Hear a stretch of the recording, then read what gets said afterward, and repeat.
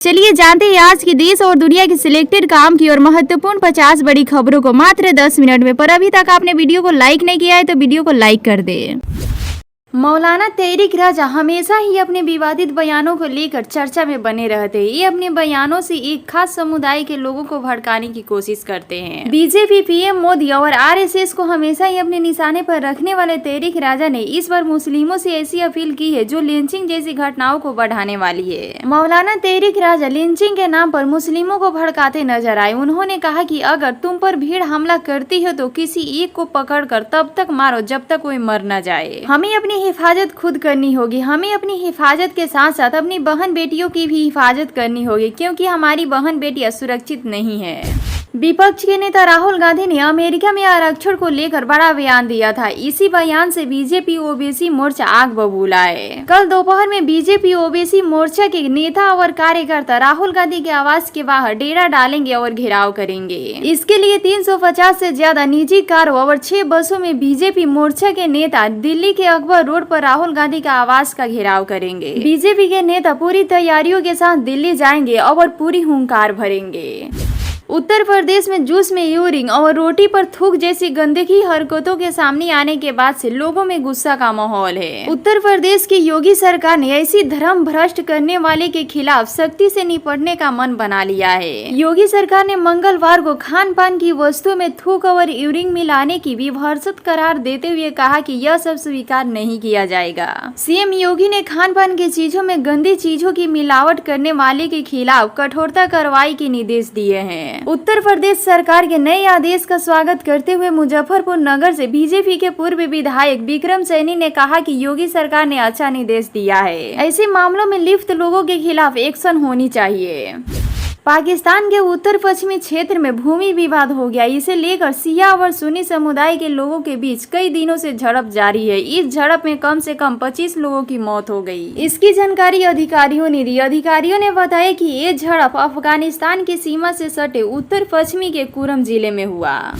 मणिपुर के सेनापति बाजार में एक दुर्गा मंदिर में उपद्रवियों ने आग लगा दी। मंदिर परिसर में आग फैलने से पहले ही स्थानीय लोगों ने इसे काबू में कर लिया।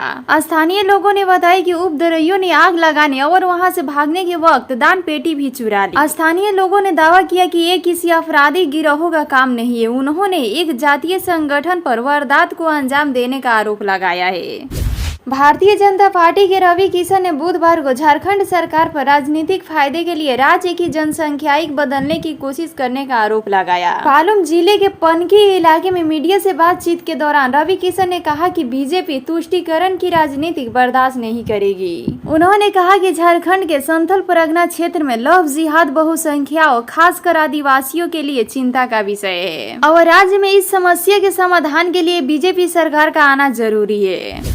प्रधानमंत्री नरेंद्र मोदी ने मंगलवार को कांग्रेस पर तीखा हमला करते हुए कहा कि अगर वह गलती से भी हरियाणा के सत्ता में आ गए तो उनकी अंदरूनी कलह के कारण अस्थिरता और विकास दांव पर लग जाएगा और यह राज्य को बर्बाद कर देगा। जिले में 5 अक्टूबर के होने वाले विधानसभा चुनाव के लिए गोहाना में भारतीय जनता पार्टी की एक चुनावी रैली को संबोधित करते हुए पीएम मोदी ने आरक्षण के मुद्दे पर कांग्रेस पर हमला बोला और आरोप लगाया है कि आरक्षण का विरोध और उनके प्रति नफरत उनके डीएनए में है। मुख्य विपक्षी पार्टी की आलोचना करते हुए उन्होंने कहा कि कांग्रेस सरकार अस्थिरता के लिए जानी जाती है। मोदी ने कांग्रेस शासित कर्नाटक का उदाहरण देते हुए कहा कि पिछले कुछ सालों में जहां जहां कांग्रेस की सरकारें बनी, मुख्यमंत्री और मंत्री अंदरूनी कलह में शामिल रहे। उन्हें लोगों के दर्द और समस्याओं से कोई लेना देना नहीं है। उन्होंने कहा कि कर्नाटक में उनके मुख्यमंत्री और उप मुख्यमंत्री अंदरूनी लड़ाई में व्यस्त थे। कांग्रेस सांसद राहुल गांधी ने कंगना रनावत के हालिया विवादास्पद बयान के बाद बीजेपी पर जमकर निशाना साधा है। कंगना ने कृषि कानून को फिर से लागू करने की मांग की थी, जिससे राजनीतिक गर्मी बढ़ गई है। राहुल गांधी ने एक्स पर एक वीडियो साझा करते हुए केंद्र सरकार से सवाल किया, सरकार की नीति कौन तय कर रहा है, क्या बीजेपी संसद या प्रधानमंत्री नरेंद्र मोदी? राहुल गांधी ने बीजेपी पर आरोप लगाया है कि 700 से ज्यादा किसानों की शहादत के बावजूद पार्टी की नीति में कोई बदलाव नहीं आया है। उन्होंने कहा, इंडिया गठबंधन हमारे अन्नदाताओं के खिलाफ बीजेपी के किसी भी षड्यंत्र को सफल नहीं होने देगा। अगर किसानों को नुकसान पहुंचाने के लिए कोई भी कदम उठाया जाएगा तो मोदी जी को फिर से माफी मांगनी पड़ेगी।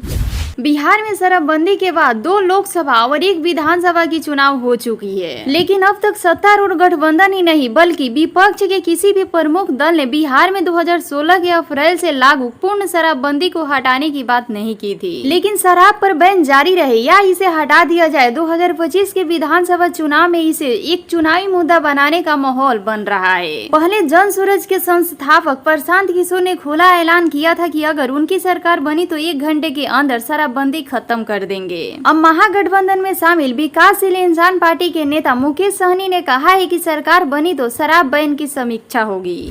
लोक गायिका नेहा सिंह राठौड़ एक्स पर काफी एक्टिव रहती है। वह दिन भर में कई घटनाएं की जरूरी मुद्दे को लेकर अपनी राय रखती है और इन सब के साथ सरकार को भी अपनी सवालों के घेरे में खड़ा कर देती है। वह भाजपा सरकार के खिलाफ जमकर हमला बोलती है और सबसे ज्यादा उनके निशाने पर देश के प्रधानमंत्री नरेंद्र मोदी ही रहते हैं। नेहा सिंह राठौड़ ने पीएम मोदी की पुरानी तस्वीरों का कोलाज बनाकर ट्विटर पर पोस्ट किया है और उनके साथ कैप्शन भी लिखा है।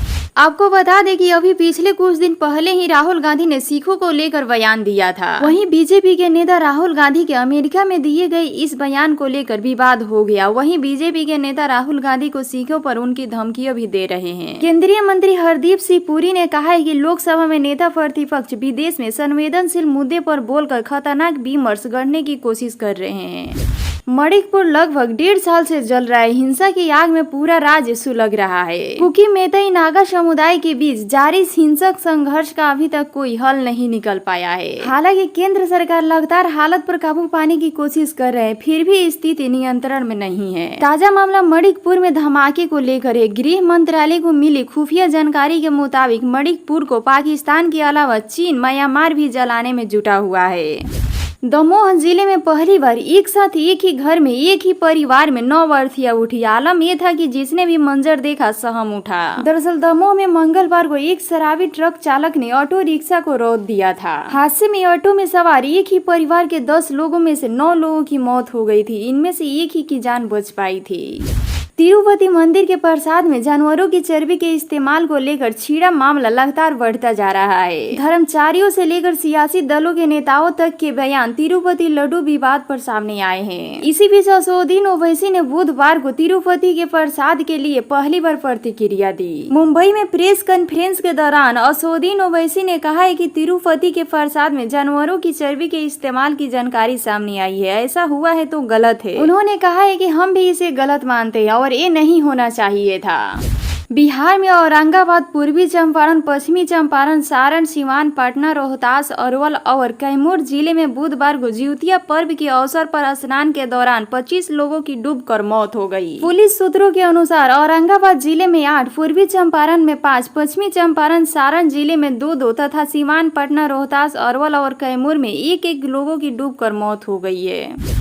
राजद सुप्रीमो लालू प्रसाद यादव को लेकर केंद्रीय मंत्री जीतनराम मांझी ने कहा है कि लालू गरेड़िया है, यादव नहीं है। मांझी के इस बयान को लेकर मीडिया ने जब लालू से पूछा कि मांझी जी कह रहे कि लालू जी यादव नहीं है, गरेड़िया ही, इतना सुनते ही लालू आग बबूला हो गए और कहने लगे तब मुसहर है क्या। कुछ घंटे पहले न्यूयॉर्क में भारतीय प्रवासियों को संबोधित करते हुए प्रधानमंत्री नरेंद्र मोदी ने अपने पुराने दिनों का किस्सा सुनाया। उन्होंने कहा कि नियति ने मुझे राजनीतिक में पहुंचा दिया। मैंने कभी सोचा भी नहीं था कि एक दिन मुख्यमंत्री बनूंगा। प्रधानमंत्री ने कहा कि मेरे जीवन का एक हिस्सा ऐसा भी रहा जिसमें मैं कई सालों तक देश में भटकता रहा। उन्होंने कहा कि इस दौरान मुझे जहाँ खाना मिला खा लिया, जहाँ सोने का जगह मिला सो लिया। वह भी एक वक्त था जब मैंने कुछ और तय किया था, लेकिन नियति ने मुझे राजनीतिक में पहुंचा दिया। मैंने कभी सोचा भी नहीं था कि एक दिन मैं सीएम बनूंगा और जब बना तो सबसे ज्यादा तक रहने वाला सीएम बना। जन सूरज के सूत्रधार और चुनावी रणनीति प्रशांत किशोर ने हाल ही में दिए बयानों में दावा किया है कि अगर उनकी सरकार बनी तो वे 1 घंटे में शराबबंदी कानून प्रदेश से हटा देंगे। इससे राज्य को नुकसान हो रहा है। अब प्रशांत किशोर ने इस संबंध में एक और बड़ा ऐलान कर दिया है। इस ऐलान से तमाम पार्टियों की टेंशन बढ़ सकती है। पीके ने बताया कि शराबबंदी खत्म करने के बाद जो टैक्स आएगा उससे वो क्या करेंगे। यूपी में आजमगढ़ महोत्सव को लेकर धूम मची हुई है। अब तक कई भोजपुरी स्टार इवेंट में परफॉर्म कर चुके हैं। वहीं इवेंट के आखिरी दिन भोजपुरी के फेमस सिंगर और एक्टर्स अक्षरा सिंह को अपनी परफॉर्म देनी थी, लेकिन इवेंट के बीच में ही बवाल मच गया। अक्षरा अपने जबरदस्त गाने से धमाल मचा ही रही थी कि भीड़ उन पर हावी हो गई और जूते चप्पल चलाने लगी। जैसे ही एक्टर्स ने गाने पर ठुमका लगाना शुरू किया, वैसे ही भीड़ ने उन पर जूते चप्पल की बरसात कर दी। कांग्रेस सांसद राहुल गांधी ने सोमवार को जम्मू कश्मीर के पुंछ में चुनावी रैली की। इस दौरान पीएम नरेंद्र मोदी पर उन्होंने सीधा हमला बोला और कहा कि वह बदल चुके हैं। राहुल गांधी ने कहा कि आज वह नरेंद्र मोदी नहीं रह गए हैं जो पहले हुआ करते थे।